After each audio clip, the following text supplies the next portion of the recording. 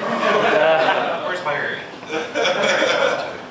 I hate to tell Larry, but I've known Wayne for many, many years, and with the leather and the cowboy hat, I just wanted to smack you on the ass.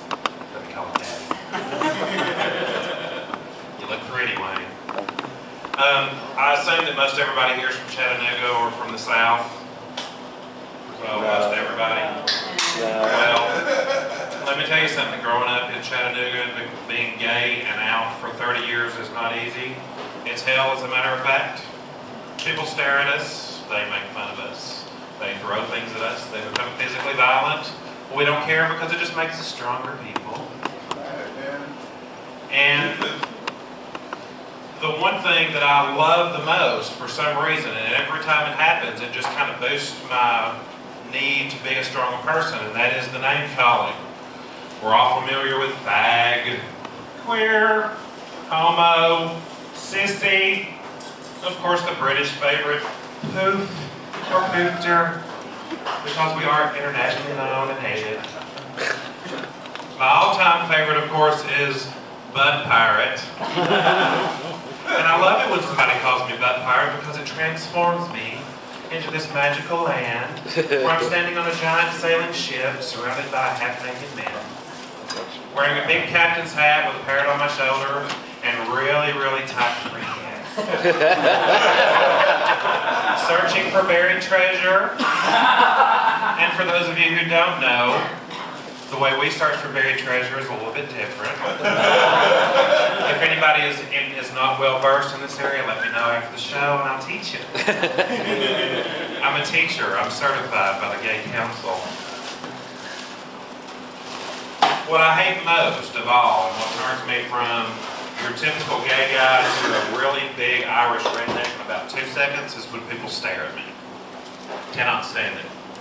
When you go to the forbidden places that we're not supposed to be, like I'll say Walmart, or a restaurant, or a mall, with your boyfriend or with a group of gay friends, and you're walking around and you just notice that people are going, what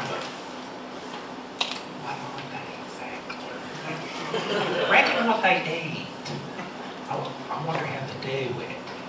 And it doesn't matter what you do, they're just staring at you. So it kind of reminds me of being a monkey in a zoo. And what I want to do is I want to get me one of those placards like they have at the bottom of the cages. But I'm going to get mine posted on a stick. And it's going to be bronze and pretty and shiny. And I'm going to carry it everywhere I go. And if people start staring, I'm just going to stand right next to it and just stand there. And smile and get my Vanna White. Come here, boy. Come here, look at this. Oh my God, oh my... Donnie Jr., be still, quit picking your nose. Me and Miles fixing to teach you something. Well, I want you to look here. That is a homosexual. Look here, it says right there on that sign. Oh my, stop, be still. Species, North American homosexual. Isn't that interesting, honey? Habitat is, what is that? Gay bars, discotheques, and public restrooms. I don't understand that. Let's see here. Their feeding habits are quiche Lorraine, sushi, never liked that much myself, in the morning mimosa. I don't even know what that is. Donnie Jr., look here. It even has their breeding habits. Look, breeding habits, Chinese adoption. People are pretty ignorant. But, as far as Chattanooga goes, we've come a long way in the last many years. Like I said, I've been out 30 years. We still don't have a lot to offer for gay people, unfortunately. We have 2 gay bars, one of which I really don't consider a gay bar. We all know Alan Gold's. Because in my opinion, no offense to anybody, but if the straight people outweigh the gay people 3 to 1, it's not a gay bar. I kind of look at it like that's calling the Klan rally in the next county the Million Man March. Not a good comparison at all. And I also have concerns about safety with our local bars.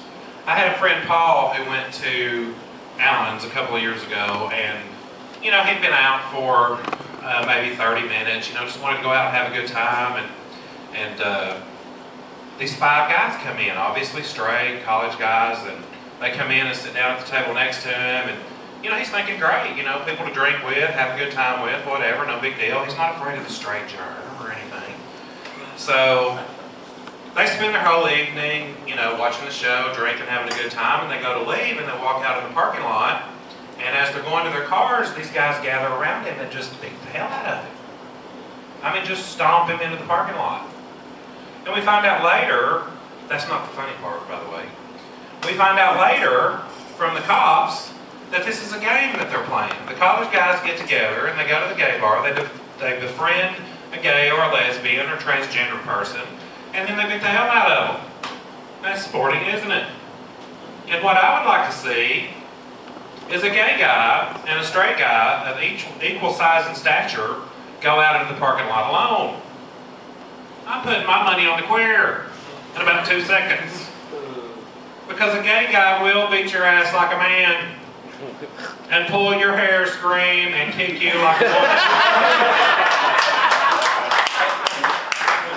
And if that motherfucker happens to be wearing 6-inch pumps, you're going to have a hard time explaining that puncture wound to your wife.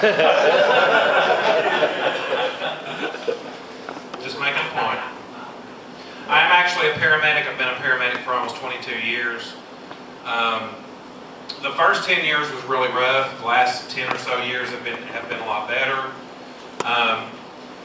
Probably about 10 or 12 years ago, I had a female partner, and we had gone out on a really bad trauma call. It was very emotionally and physically draining. We got back to the station, and we'd worked together for quite a while, and never really had any kind of relationship. We got back, and we were cleaning ourselves up, cleaning up the ambulance, and she just all of a sudden, out of the blue, looked at me and goes, you're just not a very good gay. I'm like, what the fuck does that mean exactly? Well, I mean, you're just not a very good gay. I said, please, explain this to me. She goes, well, you've never done my hair. You've never listened to any of my problems. We've never gone shopping. And I said, well, honey, would you feel better if maybe, I were sucking a dick and hanging your curtains? Just asking. It's a hard life. That's my 10 minutes, guys. Thank you for having me.